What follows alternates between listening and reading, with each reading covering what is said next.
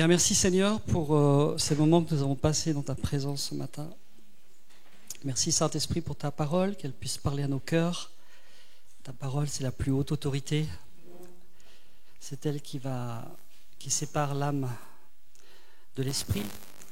Et merci Seigneur parce que c'est vraiment sur ta parole que nous avons fondé nos vies et que ce matin cela parle à mon cœur et comme ça parle au cœur de chacun d'entre nous. Saint-Esprit, tu es le bienvenu pour parler vraiment au cœur, à moi-même, à tous ceux qui sont ici et bien au-delà. Je te loue et je t'adore, Seigneur, pour toute cette matinée, cet enseignement au nom de Jésus. Amen. Amen. On va essayer de... Donc, la dernière fois, j'ai parlé de la mentalité d'orphelin. Et comme j'aime bien terminer mes messages, mais que je n'ai pas eu le temps, donc je suis revenu. Et en fait, la mentalité d'orphelin, c'est quelque chose... pour tous ceux qui n'ont pas entendu, je ne peux pas faire le résumé, mais simplement, je suis reparti de ça pour aller dans les profondeurs. Donc, je vais juste vous rappeler simplement quelques caractéristiques du cœur d'orphelin, et on va développer l'image de Dieu et l'image de soi, qui est très importante et qui malheureusement fait tellement défaut et dont on a tous besoin d'être guéris.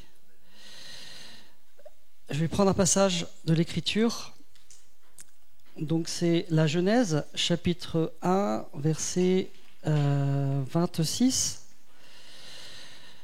27 et 28. Donc Dieu dit « Faisons l'homme à notre image, selon notre ressemblance, et qu'il domine sur les poissons de la mer, sur les oiseaux du ciel, sur le bétail, sur toute la terre et sur tous les reptiles qui rampent sur la terre. Dieu créa l'homme à son image, il le créa à l'image de Dieu, il créa l'homme et la femme, Dieu les bénit et Dieu leur dit « Soyez féconds, multipliez-vous, remplissez la terre. » Donc ici on voit que notre image à nous est liée à l'image de Dieu. C'est pour ça que j'avais parlé de l'orphelin qui voit Dieu comme un maître à apaiser. Il pense qu'il doit en faire toujours plus pour bénéficier de sa faveur. Mais le fils voit Dieu comme un père aimant. Il sait qu'il n'a pas besoin de performer pour gagner l'amour du père, car celui-ci l'aime pleinement comme il est. Et là, on parle vraiment de l'image de Dieu. Donc, quelle image de Dieu avons-nous ?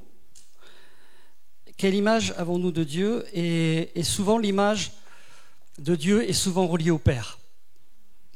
C'est souvent le Père qui a eu une importance dans nos vies, aussi la mère. Mais le Père apporte la sécurité, l'acceptation et le sentiment de valeur. Ce sont ces trois sentiments-là qu'on a besoin pour vivre dans notre vie, se sentir valorisé, se sentir aimé, accepté, désiré.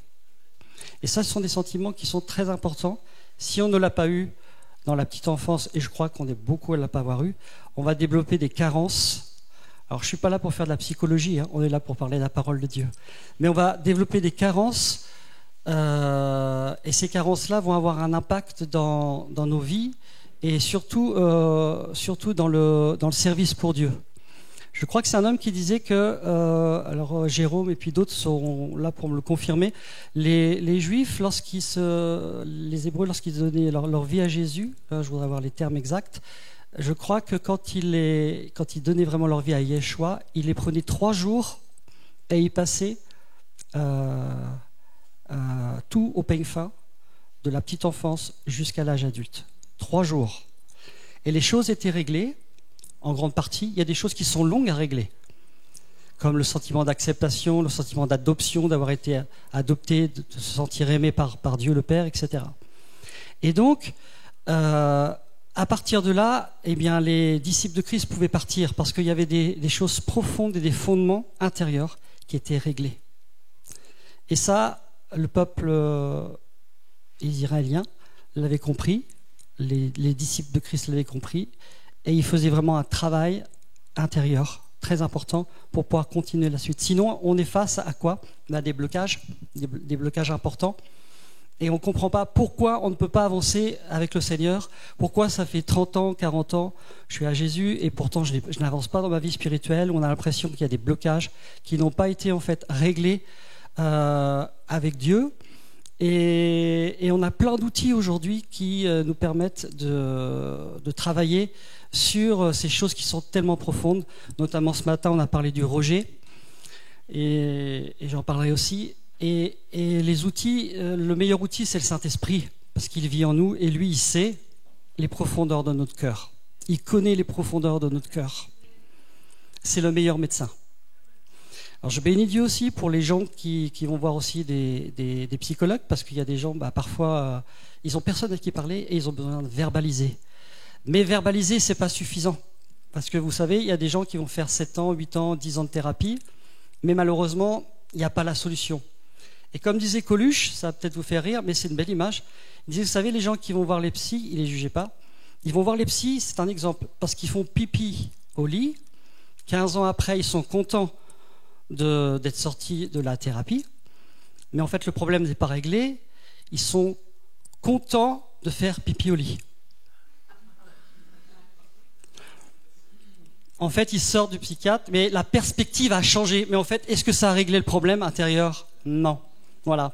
Et moi, je bénis Dieu de tous les outils qu'on a maintenant pour vraiment sortir les personnes qui ont des blessures intérieures, comme la délivrance. La sœur Michel a vraiment développé ça depuis des années. La délivrance est extraordinaire. Et c'est une partie qu'on peut pas mettre de côté. Il y a la délivrance, il y a la guérison intérieure aussi qui est très très importante. Et aussi dans l'Église en général, on peut avoir accès à des outils qui maintenant sont vraiment très très forts et qui peuvent nous aider. Le frère a parlé de la psychiatrie aussi. Il y a des gens, des fois, on se demande, ils viennent, on va prier pour eux, et des fois, on ne sait pas si c'est démoniaque ou si c'est la psychiatrie. Et là, il faut une révélation. D'où l'importance d'avoir un esprit de révélation et d'avoir le don du discernement des esprits. C'est très important d'avoir ce don-là, parce que si vous ne l'avez pas, eh bien, ça peut vous conduire dans des erreurs. Ça peut conduire dans vraiment des erreurs de diagnostic, tout simplement.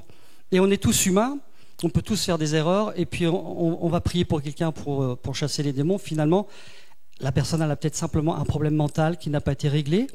Et Dieu merci, aujourd'hui, il y a quand même des médecins qui sont là pour donner des médicaments. Et il ne faut pas non plus les exclure, bien au contraire. Et tout ça, ça fait partie d'un équilibre que Dieu nous a donné. Maintenant, le meilleur des meilleurs, c'est que Jésus guérit vraiment toutes les maladies.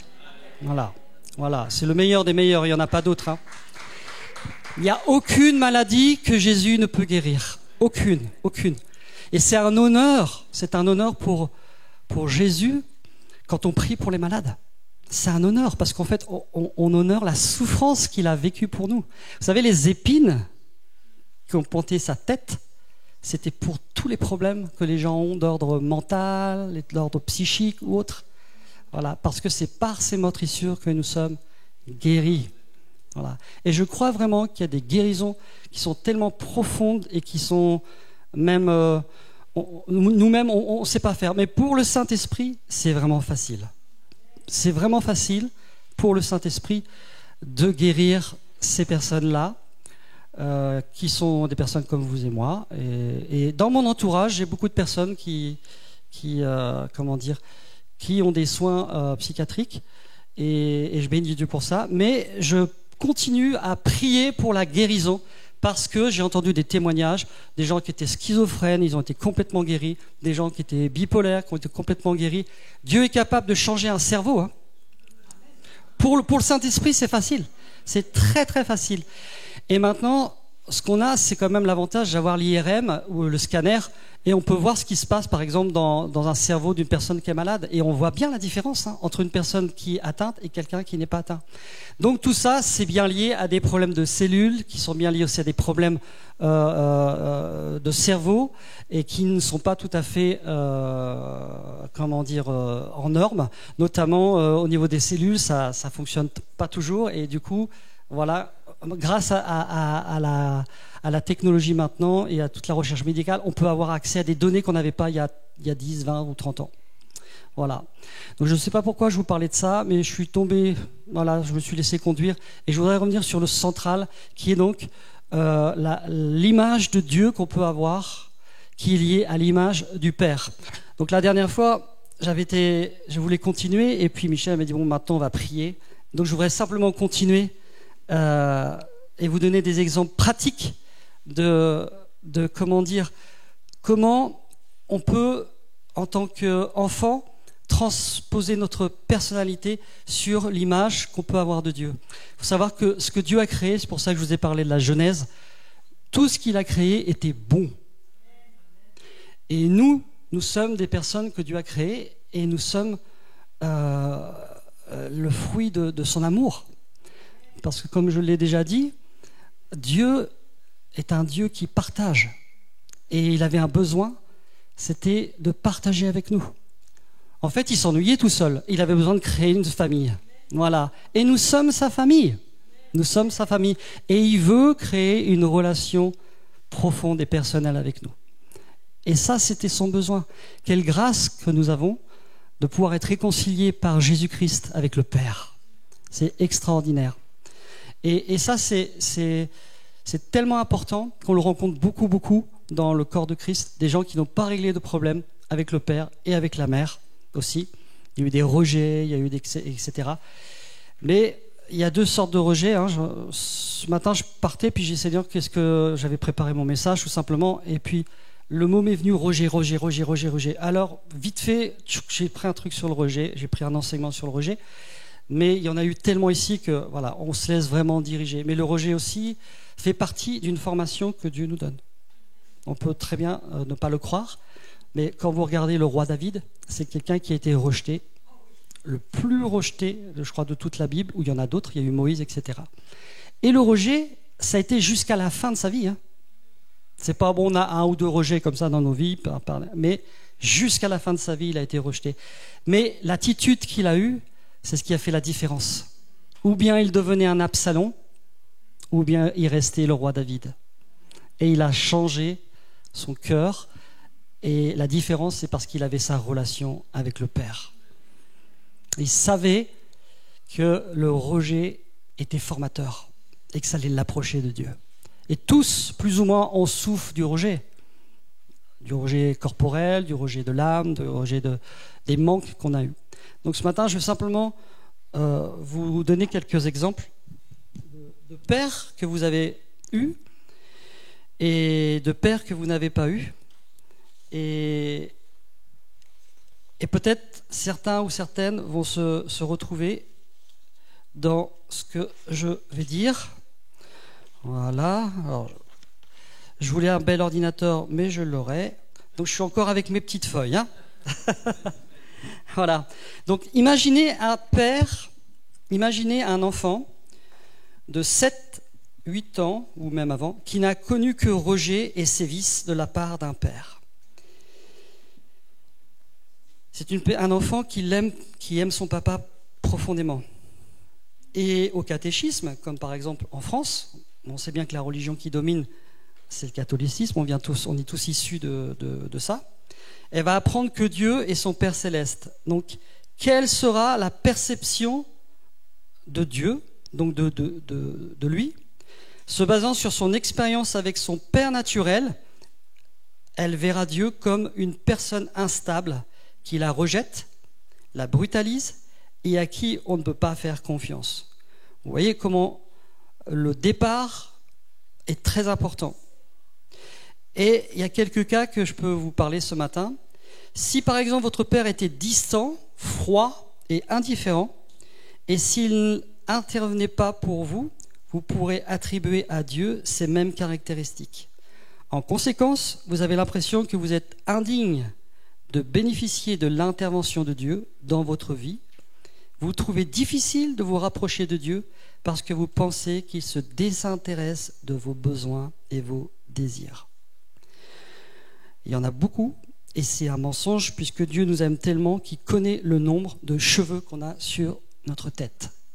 C'est dire à quel point il nous aime. Il connaît parfaitement notre cœur. Il sait ce qui est bon pour nous, ce qui n'est pas bon pour nous. Et c'est également valable pour ceux qui servent le Seigneur. On rencontre des fois des gens où il y a des concurrences et on veut prendre le ministère d'un tel alors que vous n'êtes pas fait pour ça, vous n'êtes pas fait ou pas fait pour ça. Et Dieu nous aime tellement qu'en fait il nous appelle, il nous donne une destinée, mais aussi qui est liée à notre personnalité. Parce qu'il nous aime. Il ne va pas nous donner quelque chose qui sait que ça va être à l'encontre de ce qui nous a créés. Ça ne veut pas dire qu'il nous donne toujours ce que l'on veut, hein, ça n'a rien à voir. Mais simplement qu'à partir de la connaissance que Dieu a de notre cœur, il vous donnera toujours une onction, un appel par rapport à ce que vous êtes capable de faire ou capable de ne pas faire. Il y a des gens qui sont capables d'avoir 1000 membres, 10 000 membres, c'est énorme. Et il y en a qui sont capables d'avoir 50. Mais ce n'est pas ça le plus important. Le plus important, c'est de rentrer dans la destinée à laquelle Dieu nous appelle et d'arriver à comprendre ce que Dieu veut.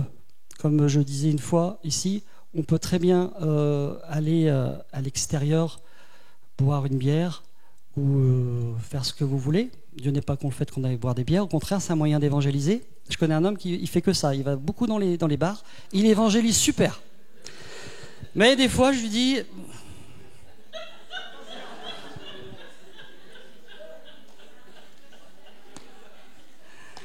Et je vous promets, il a un appel pour ça, et c'est un prophète en plus. Mais il a un don. Moi, je ne pourrais pas faire ce qu'il fait. Je ne pourrais pas. Donc il va, il a failli mourir là, il n'y a pas longtemps. Mais c'est incroyable. Sais-tu pourquoi Dieu t'a pas repris? J'ai dit tout simplement parce que ta mission n'est pas finie. Il faut que tu continues. Tout simplement. Donc il va dans les bars, il évangélise. Et puis ce qui est extraordinaire maintenant, c'est que des fois, il a des personnes, parce qu'il est âgé, il y a des personnes qui téléphonent à un tel pour le ramener, parce qu'il doit aller chez lui et il est très tard. Donc, il a une protection. C'est incroyable quand même. C'est incroyable, parce qu'il parle de Dieu et en même temps, des fois, Dieu lui envoie des protecteurs pour le garder, parce qu'il est assez âgé. Et voilà. Et il fait un travail formidable. Et c'est pas quelqu'un qui est connu. Mais aux yeux de Dieu, il fait le travail que Dieu lui... Mais il peut... C'est impossible de faire... Moi, je ne pourrais pas faire ce qu'il fait. C'est impossible. Je ne peux pas. J'ai déjà essayé, mais je ne peux pas. Lui, il a un don. Et ça, c'est formidable. C'est formidable. Donc, comme nous, on travaille sur Rouen actuellement, je dis, j'aimerais bien un jour que tu viennes avec nous. Comme ça, tous les gens des bars, tu vas nous les ramener. Voilà. Mais vous voyez, ça, c'est son appel. Et il est heureux quand il donne. Il est heureux quand il donne. Il donne des paroles prophétiques fortes, il donne des enseignements. Des fois, il y a même des délivrances dans le café, tac, tac, des libérations. Et ça, c'est formidable. C'est formidable. C'est ça la vie de Dieu. C'est ça l'Église. On doit aller chercher les âmes nouvelles. Ou alors on reste simplement le dimanche matin à l'église, on s'assoit. Et puis voilà, c'est ça l'Église. On amène des âmes nouvelles, on les forme. Le Seigneur nous a donné des outils pour guérir, la délivrance. Et après eux-mêmes pour en amener d'autres. Et peut-être vous allez amener une âme, mais elle va ramener des milliers d'âmes. Regardez le frère David Yonggi Cho. Si vous avez écouté son témoignage, il était à la mort. Et c'est une missionnaire qui a été priée pour lui. Et il était bouddhiste à la base. Elle a pleuré dans l'esprit et son cœur a été touché. Il s'est donné à Christ. Et aujourd'hui, c'est le seul homme qui a pu changer une nation entière. J'en ai pas connu d'autres. Une nation entière. Ça veut dire que la Corée du Sud, quand vous regardez, je crois que c'est 70 ou 80% des gens connaissent le christianisme parce qu'il y a eu une influence extraordinaire du Saint-Esprit par millions. Et on ne peut pas imiter aussi des hommes comme ça. Voilà. Mais vous voyez, une âme, comment est importante aux yeux de Dieu. Elle aurait pu dire, il va bientôt mourir, etc. Mais une âme est très très importante aux yeux de Dieu. Parce que le Seigneur peut se servir d'elle et après ça peut être extraordinaire. Après il a fallu qu'il apprenne à travailler avec le Saint-Esprit. Parce que le Saint-Esprit, sans lui, c'est pas possible. On ne peut rien faire sans lui. Il nous a été donné, peut-être c'est des rappels pour vous, mais il nous a été donné de manière extraordinaire. Il est avantageux que je m'en aille afin que vous connaissiez l'Esprit de vérité, le Consolateur, qui vous conduira dans toute la vérité. Et si on travaille avec lui, vous verrez des choses extraordinaires que nous, on ne peut pas faire. Regardez, ce matin, j'ai fait du piano, j'ai joué. J'ai rien fait. On prie avec ma femme, je dis Seigneur, tu fais la percée parce que je ne sais même pas comment on doit démarrer. En plus, j'ai horreur de déranger des gens qui déjà louaient Dieu. Vous voyez, donc je suis arrivé un petit peu. Et on a laissé faire le Seigneur. C'est tellement mieux. Pourquoi vouloir contrôler quand c'est le Saint-Esprit qui fait? C'est bien mieux. C'est bien mieux. Et c'est pareil partout. Et cet homme-là, donc, il est parti 7 fois du ministère. Parce qu'il ne comprenait pas, il prêchait, mais il n'y avait pas de miracle ni de guérison. 7 fois il est parti, on a dit de lui que c'était un instable, et un jour il a compris qu'il fallait qu'il travaille avec le Saint-Esprit. Et quand il a commencé à travailler avec le Saint-Esprit, c'est là qu'il a commencé à avoir des miracles. Et une petite anecdote, un jour il était donc arrivé dans un endroit, et là il dit wow, c'est un endroit où le Saint-Esprit a intérêt de guérir les gens, parce que là, en fait, il avait mis le couteau sous la gorge. S'il n'y a pas de guérison, on te tue. Donc, il a fait confiance au Saint-Esprit, et gloire à Dieu, il y a eu des guérisons physiques, il y a eu des guérisons de tout ordre. Et ça, c'est le Saint-Esprit qui guérit, c'est pas lui ni nous, c'est vraiment lui. Et ça, c'est important. Donc, je reviens à la base. Si votre père était un homme égocentrique qui vous ignorait, vous bafouait et vous utilisait, vous pouvez percevoir Dieu de la même façon. Vous vous sentez probablement faible ou sans valeur à ses yeux, ou peut-être pensez-vous que vous méritez d'être exploité par les autres. Il est possible que vous pensiez que Dieu vous obligera, sans vous laisser le choix, à faire des choses que vous ne voulez pas faire. Ça, on le rencontre aussi dans le corps de Christ. On est exploité, on nous exploite pour les dons qu'on a, alors que Dieu, il ne veut pas ça. Et du coup, comme il y a eu un arrière-plan où on a été abusé, et ben on se laisse abuser et on croit que c'est Dieu qui a fait ça et qu'on est heureux. À un moment donné, c'est pas possible. Moi, personnellement, ça m'est arrivé, et à un moment donné, je comprenais plus, j'angoissais, je faisais des crises de... Je comprenais plus, j'étais dans une église africaine, et je comprenais pas pourquoi ça allait pas. J'étais angoissé, je dis, mais Seigneur, je comprends pas. Jusqu'à ce que je comprenne qu'en fait, Dieu ne me voulait pas là. Tout simplement, il ne voulait pas là. Et des fois, Dieu nous laisse faire notre propre expérience. Et on est tellement têtu, et ben voilà, on est obligé d'apprendre. Et puis les expériences nous amènent où? À la croix. La croix est très importante parce que c'est l'endroit, le seul endroit où Dieu peut mettre son cœur dans notre cœur. C'est le seul endroit. Et si on laisse Dieu travailler notre cœur, si on le laisse travailler dans les souffrances, dans le rejet, comme je disais le roi David, eh ben on va pouvoir ressembler à Jésus. C'est le but de tous ici, c'est de ressembler à Jésus. C'est notre but. Alors, il y en a qui disent, c'est pas maintenant, on en est loin. Mais c'est vrai qu'on en est loin, mais nous sommes en chemin. Voilà. Et notre but à nous, c'est bien évidemment de ressembler au Seigneur Jésus, de connaître le Père, parce que lui nous amène toujours au Père. L'amour du Père, c'est vraiment quelque chose de très fort. Donc vous voyez comment, par cet exemple-là, donc cet enfant a peut-être été exploité tout le temps, du coup, elle va penser que Dieu l'exploitera. Et que si elle ne fait pas dans l'église, à toujours faire, eh ben, Dieu ne va pas l'aimer. Mais c'est un mensonge, parce que Dieu nous aime autant si vous êtes dans un endroit à lire sous un arbre, que si vous amenez 100 000 âmes à Dieu. Dieu n'est pas sur la récompense. Dieu est un Père qui vous aime pour ce que vous êtes et pour lequel il vous a créé. Et on se bat tout le temps avec ça. Est-ce que je suis aimé du Père? Tout le temps. Et c'est quelque chose qui est tellement fort en nous que des fois, on est des fois en souffrance. Mais ça, vous pouvez vraiment développer ce sentiment d'amour et d'acceptation dans la relation que vous avez avec lui. C'est dans le lieu secret. Il n'y a pas d'autre solution. Regardez le roi David. Où est-ce qu'il allait? Avec le Père, dans le lieu secret. Il chantait des chansons, il louait Dieu, il adorait Dieu. Et c'est là qu'il recevait aussi ses guérisons. La guérison du rejet. Et ça lui permet de connaître Dieu. Il avait une connaissance de Dieu extraordinaire. On pourrait s'épancher sur ça, mais il connaissait vraiment qui était Dieu et quel Père il était aussi. Et il connaissait pas seulement le Dieu de l'amour, mais il connaissait aussi le Dieu qui, quand on fait des fautes, eh bien, on demande pardon, mais il y a des conséquences. Et ça, les conséquences, Dieu ne peut pas les enlever, malheureusement. Mais il savait et il se relevait et il continuait à aller servir le Seigneur. Parce qu'il connaissait son Père. Il connaissait son Père. Si votre Père était comme un sergent instructeur, exigeant toujours plus de vous sans montrer de satisfaction ou explosant de colère, sans vous concéder une seule erreur, vous pouvez avoir la même idée de Dieu. Vous aurez l'impression que Dieu ne vous n'acceptera que tant que vous remplissiez ses exigences qui semblent impossibles. Cette idée a pu faire devenir des personnes perfectionnistes. Souvent, on rencontre des gens qui sont perfectionnistes parce qu'ils ont eu un papa tellement dur qu'il faut qu'il soit dans la perfection.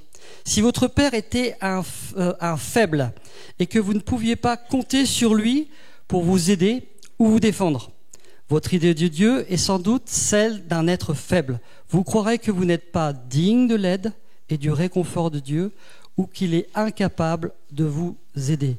Vous voyez comment, dans l'enfance, l'expérience qu'on a eue avec nos parents peut avoir une influence toute notre vie si on ne laisse pas notre cœur changer et surtout la parole de Dieu renouveler notre intelligence. Combien de fois on doit se battre avec des mensonges ? Avec des mensonges. On se lève, je suis pas beau, je suis pas belle, je vaux rien, tu n'es rien, nanana. On a tous plus ou moins des choses comme ça. Et des fois, on doit remplacer ça par comment ? Par la parole de Dieu, tout simplement.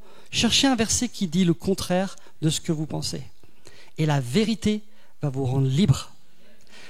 La vérité va briser les forteresses, parce que des fois, c'est des forteresses.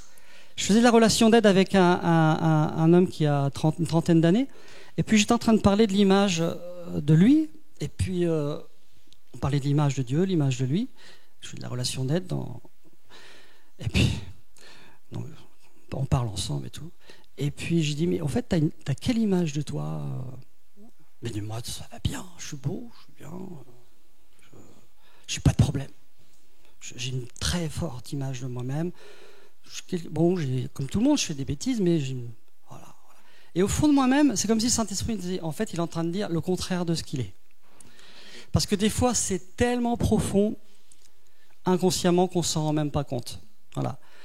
Et là, il a des problèmes dans son couple, et je lui ai dit, écoute, il faut qu'on termine la relation d'aide. Et la personne me dit, oh là là, il a des problèmes avec son image. L'image de lui-même, c'est terrible. Alors qu'avant, je venais juste de lui parler de ça. Et vous voyez comment des fois, on peut être inconscient, c'est inconscient, et il faut une révélation en fait, tout simplement. La révélation de qui nous sommes et quelles sont les choses qui sont encore à corriger et à traiter dans notre cœur. Ça, c'est très important. Pourquoi ? Parce que si on n'accepte pas qu'on a besoin d'être simplement, pas corrigé dans le sens où on est fouetté, mais on a besoin d'être aidé parce que des fois on a des blessures, on a besoin d'aide. Et la relation d'aide fait partie aussi des outils que Dieu nous a donnés. La relation d'aide biblique. La relation d'aide biblique, merci à celui qui m'a formé avant, c'est être en paix avec Dieu, être en paix avec soi-même et être en paix avec les autres. Tu aimeras le Seigneur ton Dieu de tout ton cœur, de toute ton âme et ton prochain comme toi-même. Et là où il y a le blocage, c'est avec nous-mêmes, souvent. Et s'il y a des blocages, on ne peut pas aimer et aller au-delà. Parce qu'on a des blocages intérieurs. Voilà pourquoi ces choses-là sont très importantes à traiter dans notre cœur. Et des fois, on ne les voit pas. Et là où il y a des meilleurs résultats, c'est la pratique en fait. La pratique, c'est quand on est avec les personnes, on peut pratiquer ensemble la relation d'aide. Et là, on voit ce que le Seigneur est capable de faire. Et ce que nous, on ne peut pas faire, le Saint-Esprit est capable de le faire. Voilà. Si votre Père était patient, vous avez tendance à voir Dieu patient et disponible pour vous. Tant mieux. Vous vous sentez digne de recevoir son temps et son attention. Vous vous sentez important ou importante pour lui et vous sentez qu'il est personnellement intéressé par chaque instant de votre vie. Si votre Père était gentil, vous imaginez probablement que Dieu agit gentiment et aimablement en votre faveur. Vous sentez que vous êtes digne de son aide et de son intervention. Vous ressentez profondément l'amour de Dieu et vous êtes convaincu qu'il veut avoir avec vous des relations personnelles. Vous voyez, donc là, on a le Père qui est négatif et le Père qui peut aussi transmettre des bonnes choses. Mais il faut un équilibre. Si votre Père vous acceptait, vous avez tendance à penser que Dieu vous accepte quoi que vous fassiez et ne vous fait pas défaut et ne vous rejette pas dans les moments de difficulté, mais il comprend et vous encourage. Vous êtes capable de vous accepter même quand vous faites une bourde ou ne réussissez pas au maximum de vos possibilités. Ce sont des exemples que je vous ai donnés, et il y en a d'autres, hein. Mais vous voyez comment le Père est important et comment on transfère notre personnalité sur notre relation avec Dieu. Je parlais avec un homme et je lui dis tiens, regarde, j'ai fait ça. Il écoutait puis il me dit waouh, c'est basique ce que tu donnes, mais en fait, ce sont des enseignements qui sont très peu enseignés dans les églises. Et ben, je dis voilà, c'est pour ça que je le fais. J'aime beaucoup parler du cœur, de la relation avec le Père. Et parce que moi-même, en vous donnant, j'apprends aussi. Hein. On est tous en chemin. On est tous en chemin. Tous. Et les moments d'intimité avec Dieu, c'est tellement merveilleux. C'est tellement merveilleux. Et comme j'avais dit une fois, moi, j'ai un papa qui des fois, pendant 6 mois, 1 an, j'avais des absences. Et donc, dans ma relation, des fois, c'était dur. Je ne comprenais pas pourquoi. Il a fallu que Dieu guérisse ça. Parce que inconsciemment, c'était tellement formaté en moi que j'avais des blancs dans ma relation avec Dieu. J'avais des blancs. Donc vous voyez comment l'inconscient peut nous formater et du coup ne pas avoir une relation profonde avec Dieu. C'est bon pour vous ?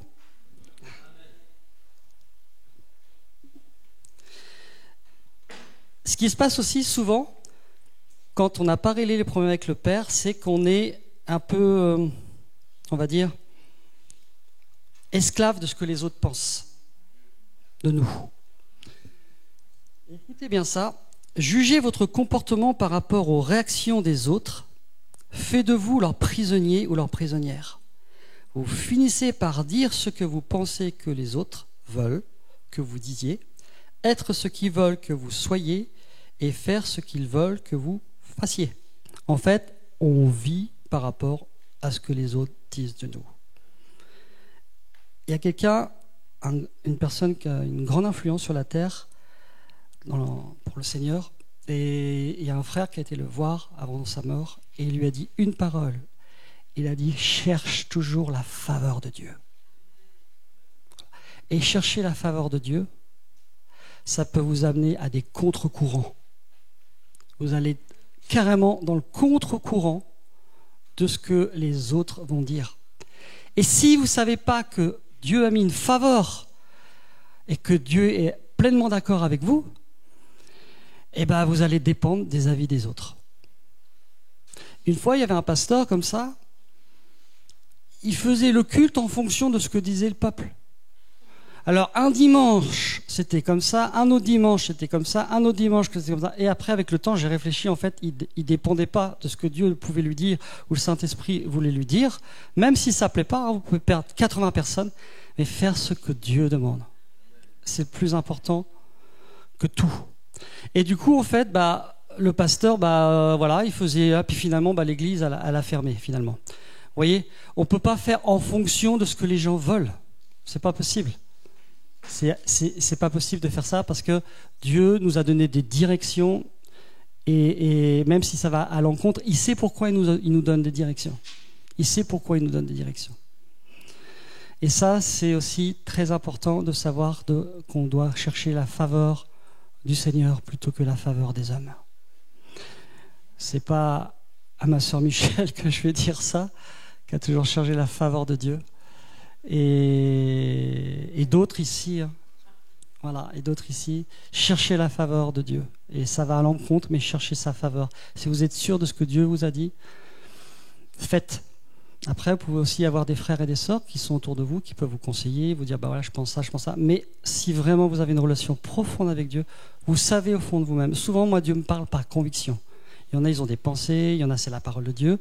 Moi, j'aime bien la parole de Dieu. Des fois, j'ai des pensées qui reviennent tout le temps. Mais souvent, c'est des convictions intérieures. Parce que je demandais au Saint-Esprit, je dis, Saint-Esprit, comment tu me parles habituellement? Est-ce que tu me parles par des visions? Est-ce que tu me parles? C'est important de poser des questions. Saint-Esprit, il est là, en nous, il vit en nous. Travaillez avec lui, parlez-lui. Des fois, on n'a pas envie de prier le matin, parlez en langue. Parlez en langue, parlez en langue. Qu'est-ce que disait l'apôtre Paul?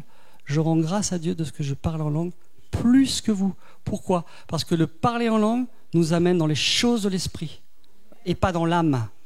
Et des fois, on peut avoir des révélations dans la rue ou autre, partout, parce qu'on a une communion avec le Saint-Esprit. C'est très important d'avoir cette relation avec le Saint-Esprit et on apprend tous les jours. Donc moi, je sais que personnellement, souvent, c'est la conviction intérieure. Il y en a, le Seigneur, il va leur montrer des images ou d'autres, toutes sortes de choses. Mais souvent, moi, c'est la conviction intérieure. Et des fois, dans le 3/4, je ne me suis pas trompé. Des fois, ça arrive aussi qu'on se trompe. On peut avoir des convictions intérieures, puis se tromper aussi. C'est pour ça que Dieu nous a donné un époux ou une épouse. Et puis que le meilleur prophète ou la prophète, c'est souvent ton épouse. Combien de fois j'ai dit à ma femme, voilà, elle m'a dit, je te l'avais dit. Je te l'avais dit. Ouais. Deuxième fois, je te l'avais dit. Troisième fois, je te l'avais dit. Et là, j'ai pris la décision de l'écouter, quoi. Et vous voyez comment c'est dur notre épouse, c'est notre vis-à-vis, et des fois, elle voit des choses que nous, on ne voit pas. Et c'est ça qui est formidable dans le couple, c'est que... Et je remercie Dieu. Je remercie Dieu parce que grâce à elle, je vais avancer encore plus vite et je ne vais pas faire ce que j'ai envie de faire, mais ce que... Voilà. Et plusieurs fois, elle m'a dit... Une fois, c'est juste un exemple. Une fois, je suis parti 7 ans dans une église. 7 ans. Elle n'y allait plus depuis longtemps, elle avait vu tout ce qui se passait, etc. Il m'a fallu 7 ans pour comprendre qu'il fallait que je parte, quoi. Voilà. Mais ça avait mis notre couple en danger. Pourquoi? Parce que quand Dieu nous donne une femme ou un mari, on doit être unis en esprit. Si la personne adhère à une église, voilà. Si les deux adhèrent à l'église, c'est bien aussi. C'est mieux. Voilà. Si un des deux coopère pas à cause du manque de conversion, parce qu'il y a des gens qui ne sont pas convertis, c'est pas facile. Là, je ne parle pas de ces gens-là, mais des gens qui sont vraiment au Seigneur, qui prient ensemble, mais voilà, moi, cette église-là, ça ne m'apporte pas grand-chose. Voilà, il n'y a pas... Enfin, on pourrait dire tout un tas de choses. Et moi, ça a mis mon couple en danger. Vraiment mon couple en danger. Parce qu'en fait, je chantais avec celle qui faisait du gospel à l'époque. Puis un jour, elle m'envoie un texto, elle me dit « Tu me manques ». Waouh! Et là, moi, je ne m'étais pas rendu compte que j'avais fait peut-être des choses, parce qu'elle était célibataire, et elle était en souffrance. Et comment dire, elle avait fait... Moi, des fois, j'allais la chercher en voiture, etc. Mais je ne me rendais pas compte qu'en fait, je répondais à des besoins qu'elle avait d'avoir un mari. Et là, tout de suite, j'étais voir ma femme, je regarde, chérie, là, moi, je ne peux pas continuer. Voilà, vous voyez comment c'est important. Et là, j'aurais pu tomber dans un traquenard. Mais pour fou, ma femme, elle va pas, moi, je vais suivre, etc. Non, je savais que Dieu, la femme qui me l'avait donnée, il me l'avait donnée. Voilà. Et c'est pareil, vous savez, dans les couples, on est là, il y en a qui sont là, et Dieu fait des réajustements. Voilà. Et des fois, ça prend du temps. Et comme disait aussi une sœur, qui m'a beaucoup aidé, elle me dit, tu sais, Fabien, la foi, c'est personnel. Tu ne peux pas dire à ton mari d'être à ce niveau-là, si toi, tu es là, etc. C'est personnel. Et tant mieux si à un moment donné, vous arrivez ensemble à vous rejoindre. Mais il faut être vraiment patient. Et dans le mariage, on apprend vraiment la patience. Vraiment la patience. Et l'amour, ce sont les caractéristiques. L'amour est patient. Voilà. L'amour est patient. Donc tout ça pour vous parler de ne pas se laisser juger par rapport à ce que les autres disent de vous, mais soyez toujours heureux de ce que Dieu pense de vous. C'est très important. Et transférez votre personnalité sur le Père qu'il est. Et je peux vous donner des versets. Voilà. Mais je voulais simplement vous lire quelque chose que j'ai mis de côté, qui j'espère va vous parler. Et justement, ça concerne... pardon, voilà, je l'ai mis là. Hop. Ça concerne le roi David. Le roi David qui, lui, a été le plus rejeté des rejetés. Mais très, très rejeté. Et si vous lisez bien la Bible, on l'appelait une puce. Je ne savais pas ça. Comme quoi on a besoin de décortiquer la Bible.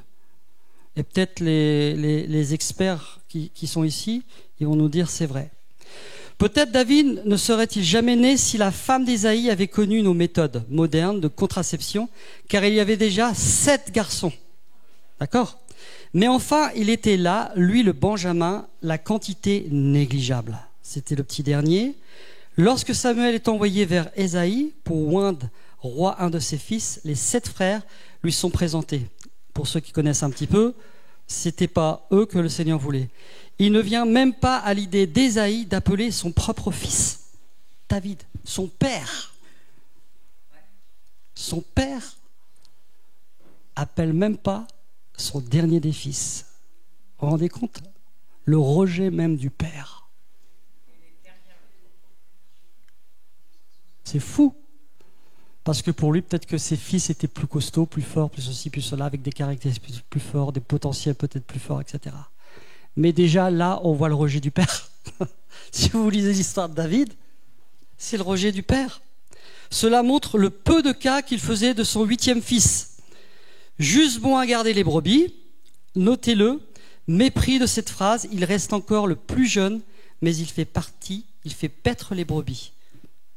Il reste encore le plus jeune. Quand Samuel a voulu le oindre, c'est pas lui, mais son père a dit, il reste encore le plus jeune, mais il fait paître les brebis.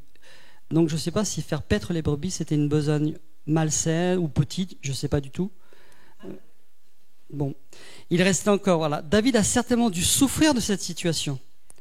Lorsque ses 3 frères aînés aussi sont allés à la guerre, David est encore juste bon à leur porter du pain, des fromages et à prendre de leurs nouvelles. Remarquez le mépris du frère aîné Eliab, qui est l'écho de l'attitude générale de la famille envers David. Pourquoi es-tu descendu et à qui as-tu laissé ce peu de brebis dans le désert ? Et la réponse humiliée de David, mais qu'ai-je donc fait ? Ne puis-je pas parler ainsi ? C'est à peine si David avait le droit de vivre, de parler, d'agir. Ce mépris de son père, de ses frères, l'a marqué et l'a complexé. Parce qu'il avait, vous voyez comment il s'estime lui-même. Qui suis-je ? On le voit lorsqu'il parle, il dit qui suis-je et qu'est-ce que ma vie, qu'est-ce que la famille de mon père en Israël pour que je devienne le gendre du roi. Regardez l'influence aussi que ça a eu, le rejet. Moi, je suis un homme pauvre et de peu d'importance. Contre qui le roi d'Israël, Saül, s'est-il mis en marche ? Qui poursuis-tu ? Un chien mort ? Une puce ?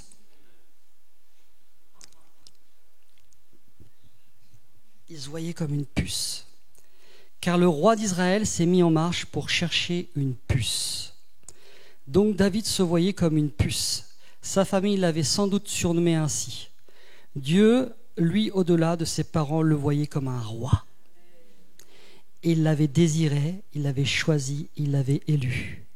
La guérison intérieure de David s'est faite progressivement dans sa relation avec Dieu, mais aussi lorsqu'il a reçu l'onction royale. Nous aussi, nous avons été élus et oints par Dieu pour régner. Ne nous considérons pas comme des puces, mais comme des rois. Tous ici, vous êtes des rois, vous êtes des reines, vous êtes des prêtres et des prêtresses. Vous n'êtes pas la fille ou le fils de n'importe qui. Vous êtes le fils ou la fille du roi des rois, Jésus. Et est-ce qu'on pense à ça quand on va dans les magasins ou autres ? On devrait dire, poussez-vous, je suis le fils du roi. Dire complètement dingue ce cas. Ben, c'est ça. En même temps, ça nous rend très humbles. Absolument. Absolument.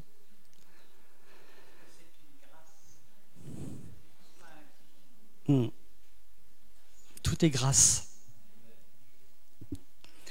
Vous êtes une race élue, un sacerdoce royal. Vous vous rendez compte que vous pouvez, ce matin, vous étiez tous en prêtres et prêtresses en train d'adorer le Père. Mais pour lui, vous ne pouvez pas savoir la joie que vous lui donnez. C'est merveilleux. On ne va pas refaire l'Ancien Testament, vous parlez des prêtres et des prêtresses qui allaient une fois l'année, nanana. Dieu a fait de nous des prêtres par Jésus-Christ et des prêtresses. Ça veut dire que c'est facile d'aller vers Dieu au travers du sang de son Fils Jésus. Vous ne vous sentez pas culpabilisé de quoi que ce soit. Vous ne vous sentez pas culpabilisé de quoi que ce soit. Vous avez des addictions, vous avez des habitudes qui ne partent pas. Allez vers Dieu. Jamais il vous condamnera. Jamais il vous condamnera. Il a fallu 46 ans pour que Dieu m'enlève une addiction. Et je pleurais, et j'ai jeûné, et je priais, et je retombais tout le temps dans les mêmes trucs. Tout le temps. 46 ans. Et un homme m'avait dit, j'avais 17 ans, le Seigneur va te faire passer par un chemin et tu auras la victoire. C'est là que la parole m'est revenue. Et c'était dur, parce que l'addiction, des fois, on nous a tellement dit le péché. Mais il y a des gens qui sont, c'est plus fort qu'eux. Et des fois, ils prient dans l'église et vous les entendez prier. Seigneur, je suis en galère, j'en ai marre, j'arrive pas à me libérer de ce péché. Aide-moi. Et des fois, on entend des cris de souffrance. C'est terrible. Mais allez vers Dieu, jamais il ne vous condamnera. Jamais. Regardez la femme qui a essuyé les pieds de Jésus avec ses cheveux. C'était qui pour ceux qui étaient autour d'elle? C'était rien. Et pourtant, c'est celle qui lui a apporté l'adoration. Et il a aimé son cœur. Le seul endroit où vous aurez votre guérison ou votre libération, c'est dans la relation avec Dieu. Et un jour, j'ai été libéré comme ça. Je n'ai pas eu de démons qui sont partis, mais c'était intérieur. Et après, le Seigneur m'a fait voir que c'était affectif. Et les troubles affectifs, les carences affectives peuvent nous amener à des addictions. Est-ce que vous croyez que Dieu va vous juger? J'ai entendu des fois des choses très dures. J'avais l'un de mes meilleurs amis, il est décédé sur une route de campagne parce que il a craqué, il s'est alcoolisé et il a été renversé par une voiture. Mais il aimait Dieu. Et je dis, c'est pas possible qu'il ne soit pas sauvé, Seigneur. Parce que j'avais entendu des gens dire, vous savez, on prend les versets bibliques, on tue les gens avec ça. On leur dit, les ivrognes n'hériteront point le royaume de Dieu. Bien sûr, si tu veux rester dans ton alcool, et que tu veux pas. Mais si ton cœur, il est pur, et c'est quoi un cœur pur? C'est un cœur qui reconnaît qu'il a besoin de la grâce de Dieu pour se libérer. Et il n'y a que lui qui peut nous libérer. Il n'y a que lui qui peut nous rendre libres. Il est parti avec le Seigneur, moi je sais qu'il est avec Dieu. Mais à l'époque, j'ai eu des choses, mais c'est horrible de dire des choses comme ça. C'est horrible.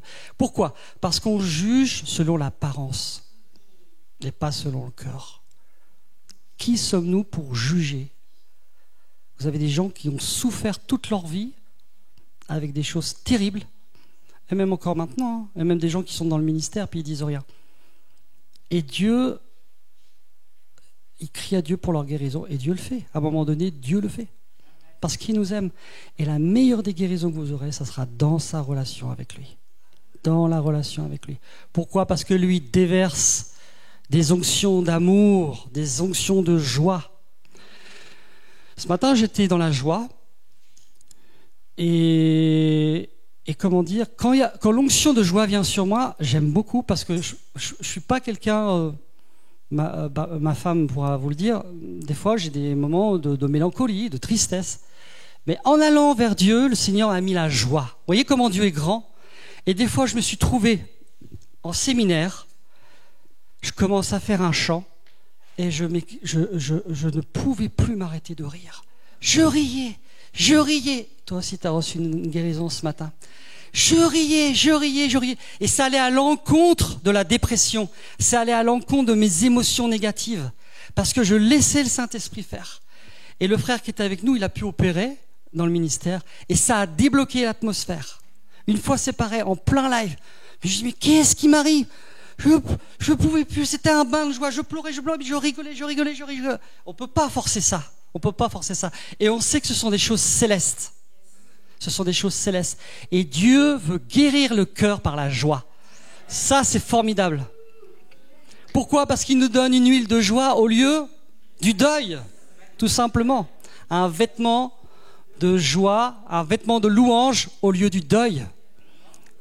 Voilà. Et ça, plus vous allez dans l'adoration, plus vous allez adorer Dieu, plus vous allez lui dire qui il est. La différence entre la louange et l'adoration, ça vient pas de moi, ça vient d'une sœur qui s'appelle Ruth Eflin, et j'ai beaucoup aimé ce qu'elle disait. L'adoration, c'est dire qui est Dieu. La louange, c'est louer pour ce qu'il a fait. L'adoration, c'est dire qui est Dieu. Et quand vous dites qui il est, tu es un père d'amour. Vous parlez selon la parole de Dieu. La parole de Dieu dit que tu es un père d'amour, que tu es un père merveilleux. Vous dites la parole de Dieu, il va se passer des choses dans le monde spirituel et dans votre cœur. Et il va y avoir des miracles en vous. C'est obligé, parce que la parole de Dieu revient jamais à lui sans avoir fait son effet. Amen. Et ça, c'est très important, la parole de Dieu, de l'utiliser quand vous faites front à des mauvaises pensées qui viennent dès le matin. Je suis pas beau, je suis pas belle. Qu'est-ce que la Bible dit? Qu'on a été racheté en solde d'occasion. On a été racheté à un grand prix. Voilà. Mais c'est du boulot, hein, parce qu'on ne le croit pas. On a tellement de croyances au fond de nous-mêmes, les expériences de nos vies font que, voilà, et des fois on a tellement de choses à l'intérieur de nous-mêmes qu'on se sent bloqué.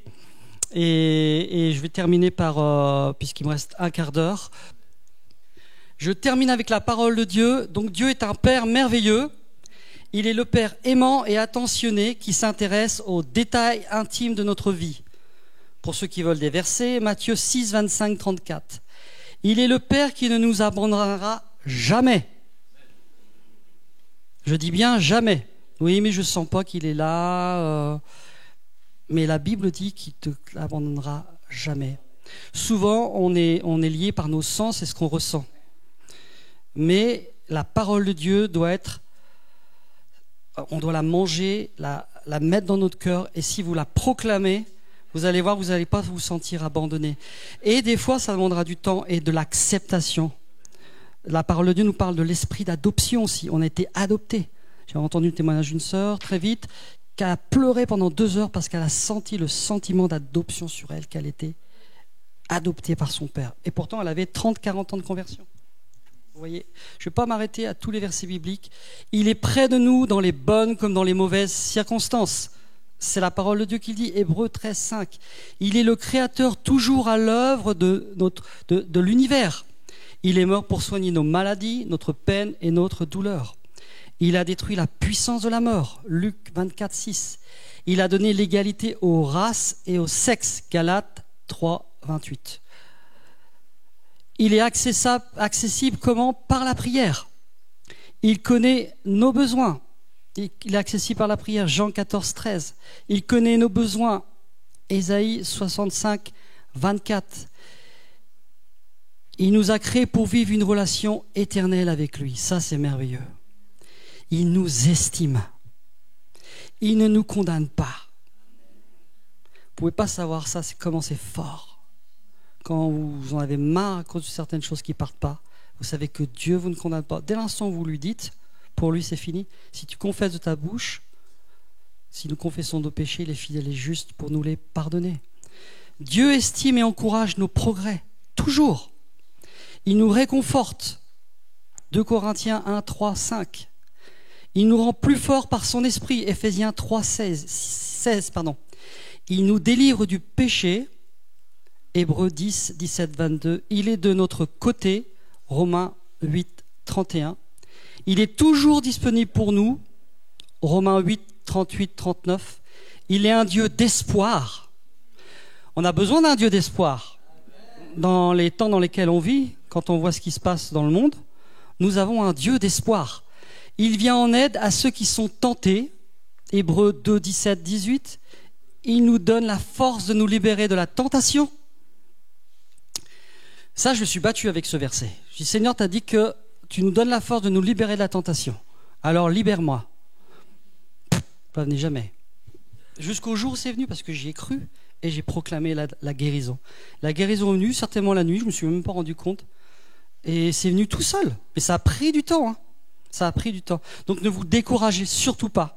Si vous avez des choses qui sont longues à partir, des mauvaises habitudes en fait, Dieu ne vous condamnera jamais. Venez tout simplement à lui, faites comme David.